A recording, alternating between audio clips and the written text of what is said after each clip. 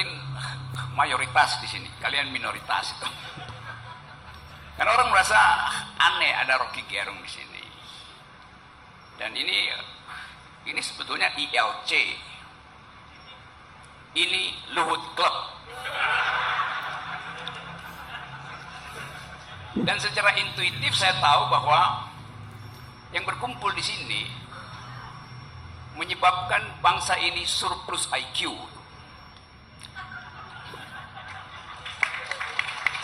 Ya. Memang saya pengkritik utama Presiden Jokowi, Yunto Pak Luhut, Yunto Pak Mahfud MD. Iya, sampai sekarang juga masih begitu. Tapi saya kritik dengan basis argumen, bukan sentimen. Itu yang ingin saya aktifkan dalam politik Indonesia itu. Ucapkan argumenmu, jangan simpan sentimenmu. Kan itu prinsip juga dalam militer, begitu kan? Pak Sintong, yang disebut army readiness, kesiapsiagaan tentara tuh. Jadi bagi saya, waktu saya undang Pak Luhut, orang merasa ada apa, Rok? Saya bilang saya mau bertengkar dengan Pak Luhut. Kenapa? Karena pikiran hanya disebut pikiran kalau dipertengkarkan. Kalau Anda punya pikiran dan tidak ada yang membantah pikiran Anda, itu artinya Anda sedang berdoa, nggak boleh diganggu tuh. Itu bedanya berpikir dan berdoa.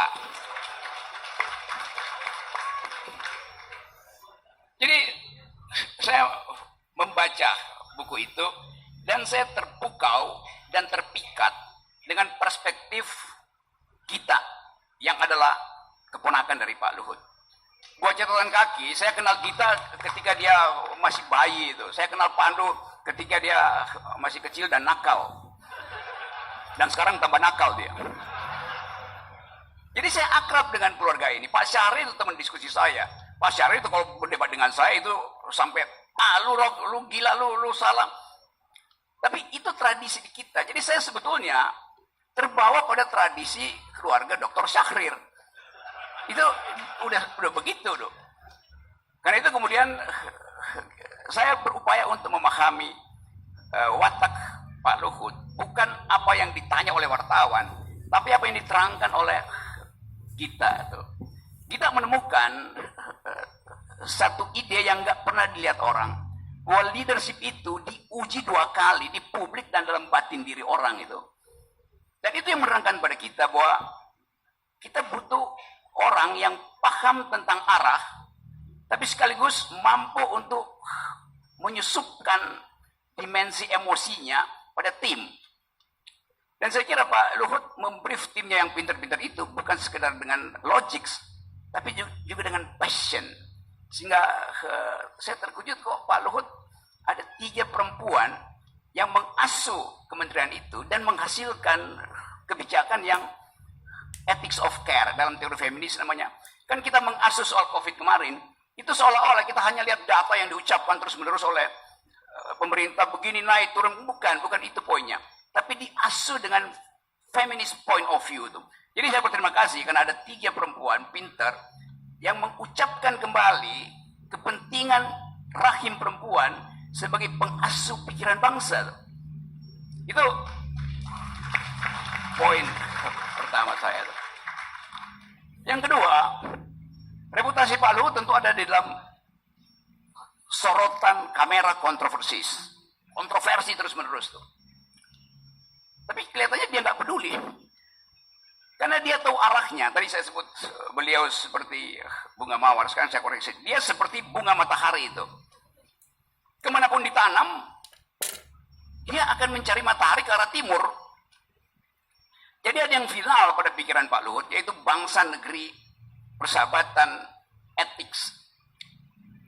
Keadaan ini yang membuat saya berpikir bahwa memang bangsa ini dituntun oleh seseorang yang lagi memegang tongkat Nabi Musa tuh. Itu yang saya maksudkan tuh.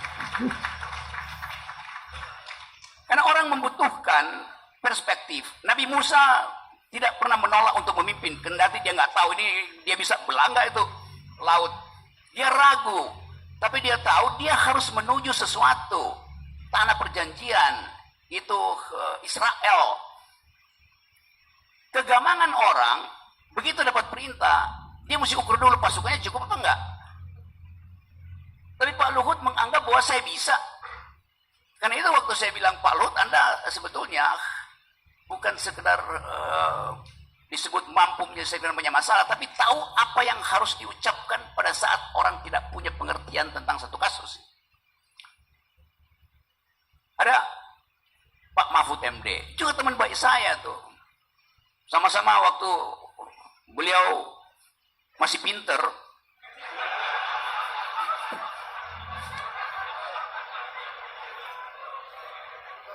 maksud saya masih pinter. Kadang-kala kejeniusan Pak Luhut tersaring oleh bahasa yang mesti diucapkan pada publik itu. Pinter tetap, IQ-nya tetap. Karena itu saya juga akan bertemu dengan Pak Mahfud untuk bicara tuh. Jadi buat saya nggak ada problem, karena selama kita bertengkar di dalam kondisi berpikir, bangsa ini tumbuh.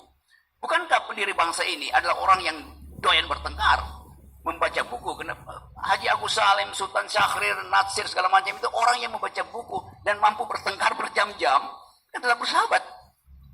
Jadi wilayah ini yang hilang, yang ingin saya pulihkan sebetulnya.